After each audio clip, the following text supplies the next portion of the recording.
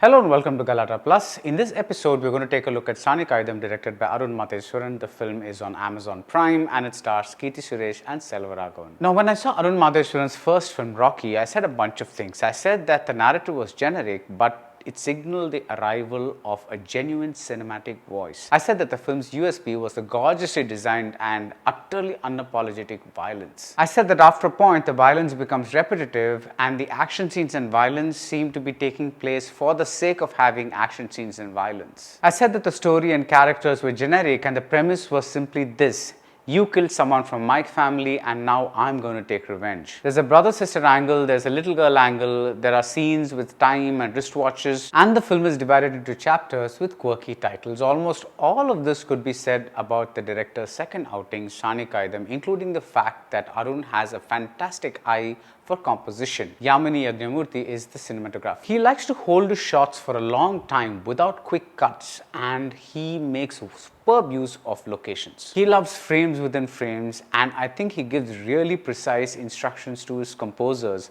It was Darbuka Siva in the first film, and now it is Sam CS, whose work is easily the highlight of Saani Kaayidham. Sam CS produces unusual and very eerie sounds, and then there is suddenly silence. So there are these quick bursts of sound, and then there's silence.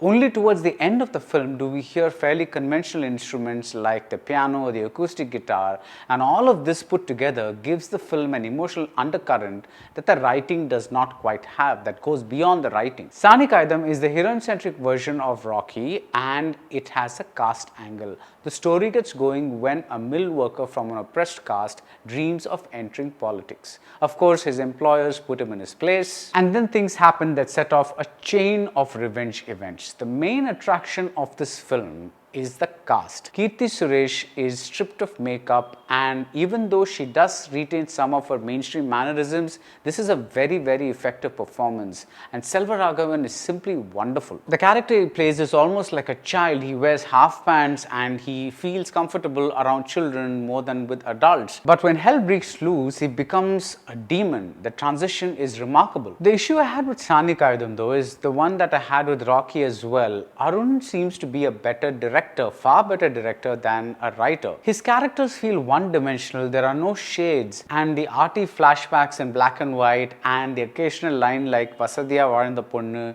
they don't really compensate for the other stuff. But the bigger problem here is that we have a series of villains that are generic instead of one strong villain like Bharati Raja in Rocky. Think of Kill Bill, for instance. Each villain has their own world, their own quirks, their own shades, and it is a challenge for the heroine to hunt them down and get her revenge. But here, the revenge seems to happen almost too easily. At no point do we feel the dangers in the path that Keerthy Suresh and Selvaraghavan set out on. The mission feels like ticking items off a to-do list, and this lack of variation proves numbing after a point. The basic narrative about two people, that is the leads, coming together and forging a bond after a series of horrific acts, that's certainly interesting.